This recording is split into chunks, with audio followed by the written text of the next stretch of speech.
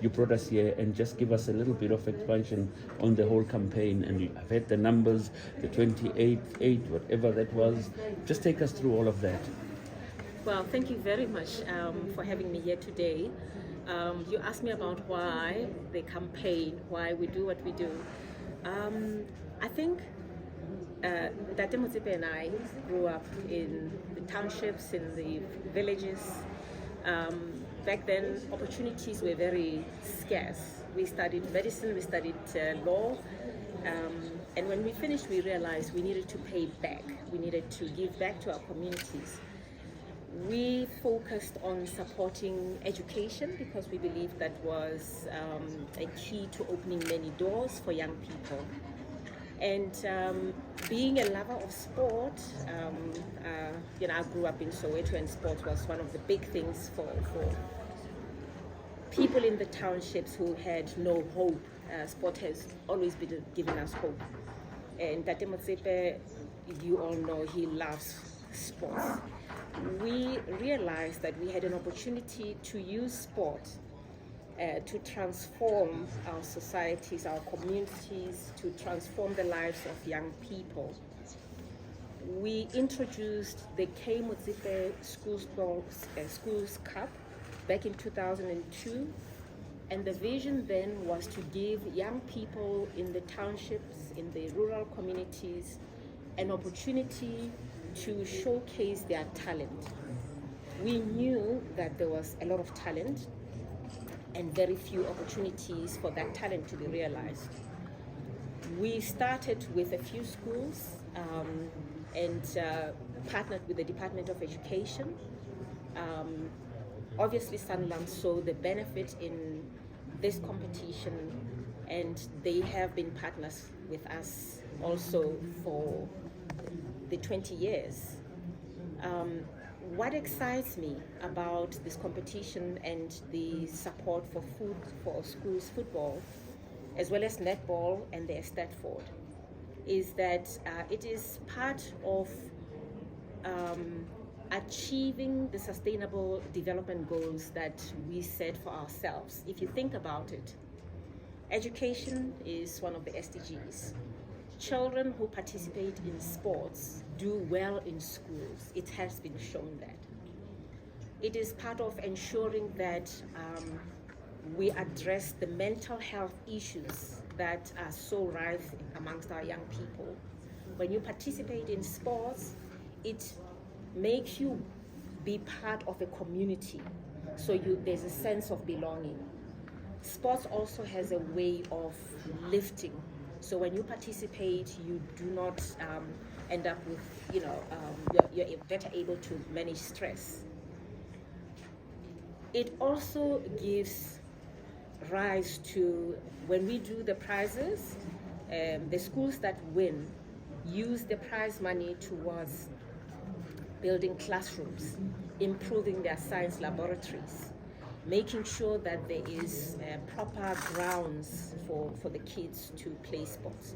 So that's part of ensuring that we have good infrastructure in schools.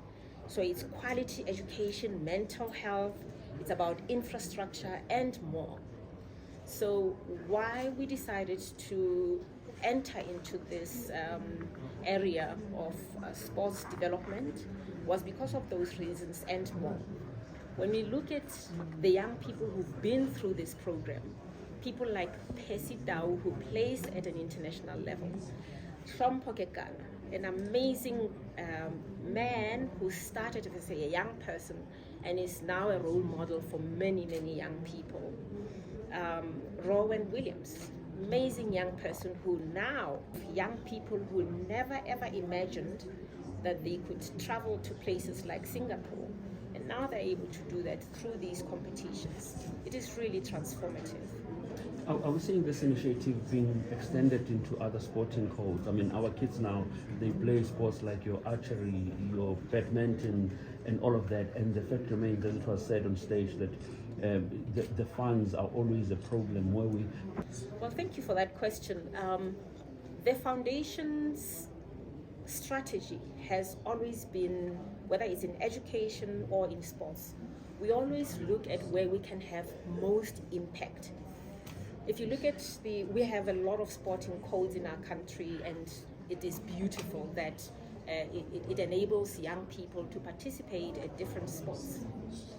We chose football because we knew we can reach many people through football. As young people who participate, as well as diverging from that into people who can become themselves coaches, young people who can go into sports medicine. So there is just so much that we can grow out of just looking at football.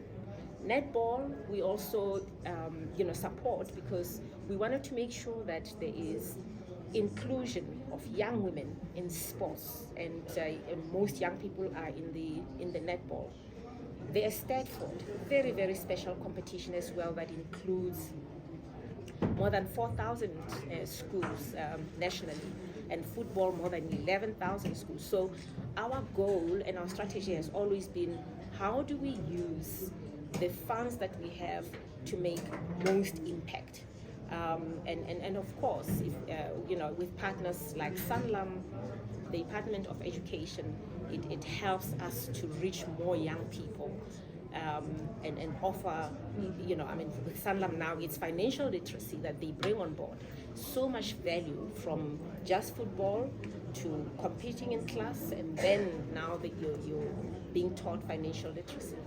From my side, before we close it, what's next from your projects, from the Motsepe Foundation, Motsepe Schools, whatever that you guys are working on as the Motsepe Foundation? What's next that we can expect? Well, I think you know that Mr. Motsepe has already made an announcement about the football also on the continent, where we are in 44 countries supporting development of football on the continent as well. And this goes a long way, make sure that our children get to know the other countries on the continent, that we can have healthy competitions, that we can bring peace on the continent, as well as social cohesion. But I think the growth in football has been really wonderful and very gratifying to see. We look forward to more Percy Taus and Ronwen Williams, and of course young people, young women winning in sports as well.